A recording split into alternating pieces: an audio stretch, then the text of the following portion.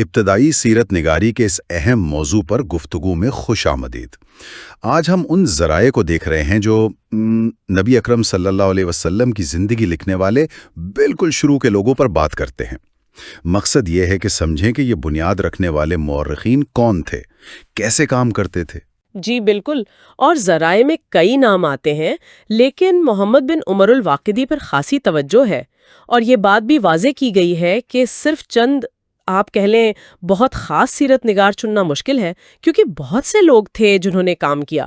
یہ دلچسپ بات ہے۔ ماخذ کہتا ہے کہ شاید ہزاروں لوگ ہوں گے، لیکن یہاں فوکس ان پر ہے جنہوں نے آپ سمجھیں کہ دوسری اور تیسری صدی ہجری میں سیرت نگاری کی بنیادیں رکھیں۔ اصل میں جی، ان میں ابن اسحاق تو ہیں ہی، جن پر ہم پہلے بات کر چکے ہیں، اور پھر واقدی ہیں۔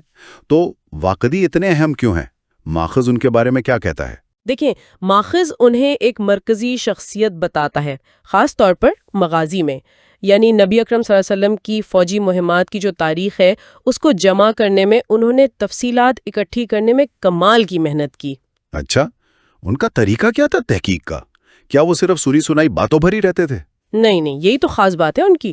ماخذ بتاتا ہے کہ وہ صرف روایتیں نقل نہیں کرتے تھے، اصل میں وہ صحابہ کے خاندانوں سے ملتے تھے، کوئی دستاویز مل جائے تو وہ دیکھتے تھے، تاریخی جگہوں کی پیمائش تک کرتے تھے، اور خود ان جگہوں پر جاتے تھے تاکہ وہ جغرافیہ سمجھ سکیں۔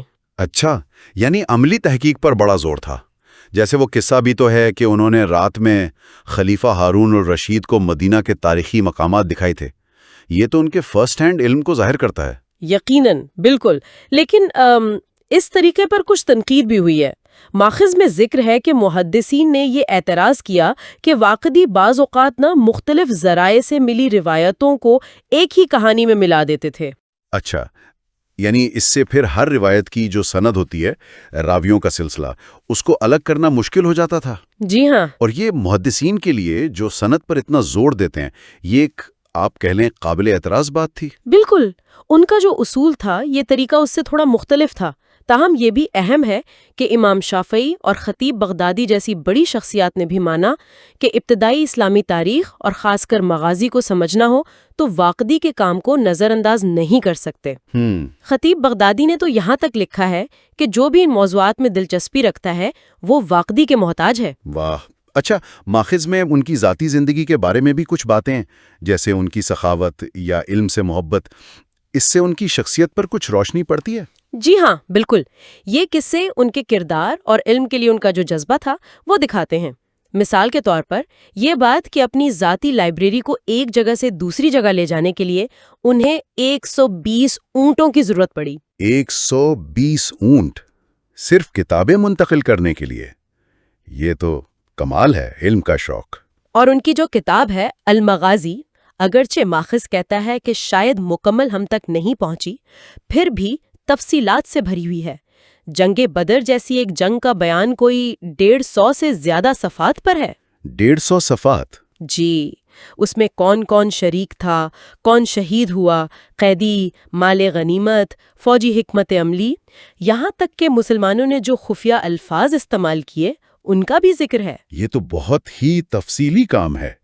اور ایک اور دلچسپ بات جو ماخذ میں ہے وہ یہ کہ واقدی نے صرف واقعات نہیں لکھے بلکہ سیرت کے واقعات سے فقہی مسائل بھی نکالے، اور اگر روایتوں میں کوئی ظاہری تضاد نظر آیا تو اسے حل کرنے کی بھی کوشش کی۔ صحیح کہا آپ نے، ان کا کام صرف تاریخ لکھنے تک نہیں تھا، وہ اس سے آگے بھی گئے۔ اچھا، تو واقدی کا اثر صرف ان کی اپنی تحریروں تک نہیں رہا، ان کے کام نے دوسروں کو بھی متاثر کیا، خاص طور پر ان کے شاگرد ابن سعد۔ ان کا ذکر بھی ہے ماخذ میں۔ ان کا کیا کردار تھا؟ جی، ابن سعد، وہ اپنی بہت بڑی کتاب الطبقات الکبریٰ کے لیے مشہور ہے۔ اس میں انہوں نے صحابہ اور دوسری شخصیات کی زندگیاں لکھی ہیں، لیکن ترتیب اس بنیاد پر رکھی کہ کون پہلے اسلام لایا، کس نے بدر میں حصہ لیا، اس طرح کے معیار بنا کر۔ یہ سوانح نگاری کا ایک خاص انداز تھا۔ اور ابن ہشام کا بھی مختصر ذکر ہے، جنہوں نے ابن اسحاق کی سیرت پر کام کیا۔ جی ہاں، ابن ہشام نے اصل میں ابن اسحاق کی جو سیرت النبویہ ہے اس کی تہذیب کی، یعنی اس کو ایڈٹ کیا، آسان بنایا، لمبے نسب نامے، کچھ شعر جو شاید مستند نہ ہوں یا کچھ حساس باتیں ان کو ہٹا دیا تاکہ کتاب زیادہ فوکسڈ اور عام پڑھنے والے کے لیے آسان ہو جائے۔ اچھا، آج جو ابن اسحاق کی سیرت زیادہ مشہور ہے وہ اصل میں ابن ہشام کا ہی ایڈٹ کیا ہوا ورژن ہے۔ تو اس ساری گفتگو کا خلاصہ کیا نکلتا ہے؟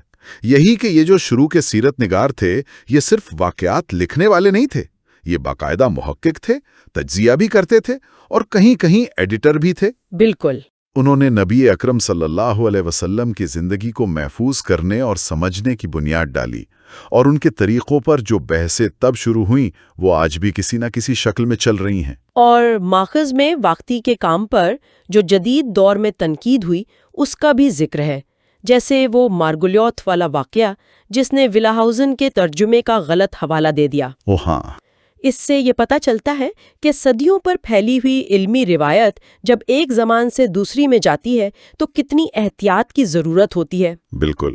تو آخر میں ایک سوال شاید ذہن میں آتا ہے جس پر سوچا جا سکتا ہے کہ واقعی کے طریقہ کار پر تنقید اپنی جگہ، کہ وہ روایتوں کو ملا دیتے تھے، لیکن جو تفصیلات انہوں نے محفوظ کیں ان کی اہمیت بھی بہت زیادہ ہے۔ تو تاریخ پڑھتے ہوئے اس جامعات اور تفصیل کی قدر کے ساتھ ساتھ ہر روایت کی الگ الگ سند کی جو اہمیت ہے ان دونوں میں توازن کیسے رکھا جائے، یہ ایک اہم نقطہ ہے۔